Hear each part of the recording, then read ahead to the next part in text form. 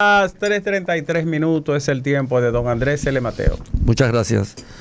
Una característica fundamental de lo que ha ocurrido en este año que termina es la insurrección silente que ha habido en muchos pueblos del continente americano. En Nicaragua, lo que caracterizó prácticamente la totalidad del año pasado fueron las luchas populares, y curiosamente contra un movimiento como el sandinismo, que albergó en su seno todo el espíritu libertario que en la coyuntura de la década de los años 70, 80, una época en la que ya las dictaduras en el continente se estaban desapareciendo, liquidaron una dictadura de las características tan profundas, con tanto sometimiento económico y social de su país, como la dictadura de los Somoza. Por cierto, de las pocas dictaduras que en el continente pueden ser comparadas con la dictadura de Trujillo en la República Dominicana, por el carácter absoluto, por el carácter de dominación económica y social casi total. Tenemos también el caso de digamos el caso de Ecuador. En Ecuador, después del cambio de gobierno, el presidente Lenín Moreno intentó hacer una transformación de carácter económico que el pueblo consideró abusiva, y hubo una reacción popular, una reacción inaguantable. La gente se lanzó a la calle. Se dio un caso incluso excepcional en términos de lo que constituye la estabilidad de los gobiernos en nuestro continente, porque el presidente Lenín Moreno tuvo que escapar de la capital de Ecuador hacia otro refugio, porque las movilizaciones terminaban, en cierto sentido, amenazando a su régimen y la estabilidad. Hemos vivido también el caso de Argentina. En el caso de Argentina, la irrupción del macrismo. Macri era un dirigente político, es un dirigente político de larga data en Argentina, y había sido gobernador de Buenos Aires, que es una gobernación no como las gobernaciones de la República Dominicana. Son pequeños estados, son presupuestos independientes que se manejan, incluso fuerzas militares. En fin, es un tipo de estructura gubernamental diferente. Y en el macrismo se puede decir que devastó la clase media súbitamente en Argentina, que había sufrido, como todos sabemos, desde el menemismo, desde los gobiernos de Menem, un zarandeo enorme. Esa clase media argentina depauperada terminó por postrarse de manera definitiva con la presencia del menemismo. El caso de Bolivia.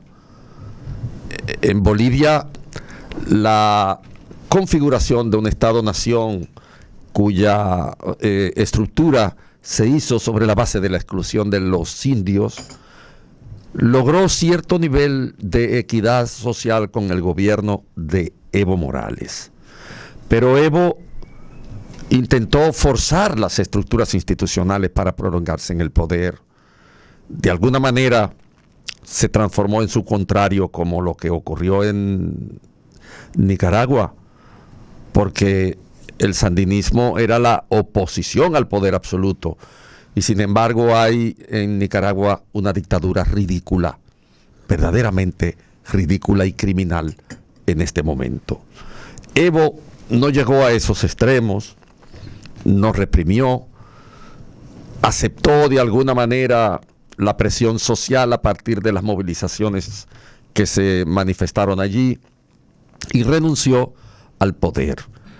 De ahí en adelante se ha abierto una interrogante social bastante compleja, que amenaza en el futuro próximo con convertirse en otro más de los episodios de insurrección, de rebeldía, que está desplegando en la historia contemporánea el mundo americano. Y por último, para hacer algunas ideas en relación con la República Dominicana, el caso de Chile. Tal vez el caso de Chile es el más espectacular, porque Chile había sido exhibida en lo que respecta a los informes de los organismos internacionales como la tacita china del mundo americano.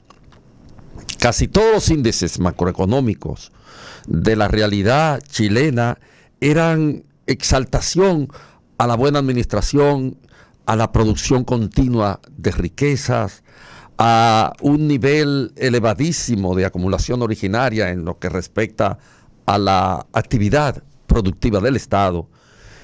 Y Chile era un referente. Un día Chile estalló. Esa clase media que había aguantado la desigualdad en la redistribución de la riqueza ya no pudo más y se lanzó a las calles. Porque Chile era una mentira. Y no lo digo yo, he mandado en algunas oportunidades a leer el libro de Stiglitz, El precio de la desigualdad.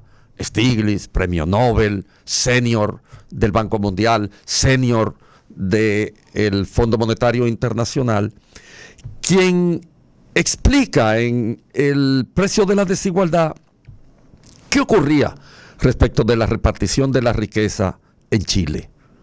Ocurría simple y llanamente que el 6% de la población chilena se apropiaba del 70% de la riqueza producida, y el resto era la redistribución entre las obligaciones del Estado y los sectores depauperados que permanecían estáticos a pesar de los informes grandilocuentes y alborozados de los éxitos de la economía chilena. La realidad, por lo tanto, terminó por estallarle en las manos a mucha gente que jamás esperó que esa conmoción alcanzara al pueblo chileno. Y hoy día en Chile están abiertas las puertas para la transformación de las estructuras sociales, porque la dictadura había dejado una constitución en la que esa desigualdad estaba fundamentada constitucionalmente. Y lo que se plantea ahora es una expresión del voto popular para que esa constitución sea transformada y se redistribuya en forma ostensiblemente diferente la riqueza que el Estado chileno ha producido. Finalmente, ¿seguirá la República Dominicana siendo pasiva ante la depauperación y el predominio absoluto de la corrupción?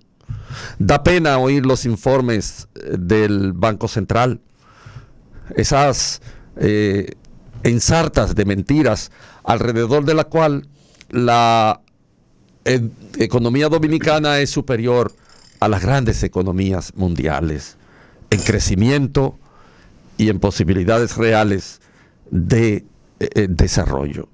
Lo cierto es que nosotros hemos tenido desarrollos en la República Dominicana casi continuo por más de 55 años, pero que en nuestro país, entre la injusticia de la redistribución de la riqueza, entre el bajo salario, que es un talón de Aquiles de la economía dominicana, el bajo salario, y hasta el gobernador del Banco Central hace 2 días hizo una reflexión sobre los bajos salarios.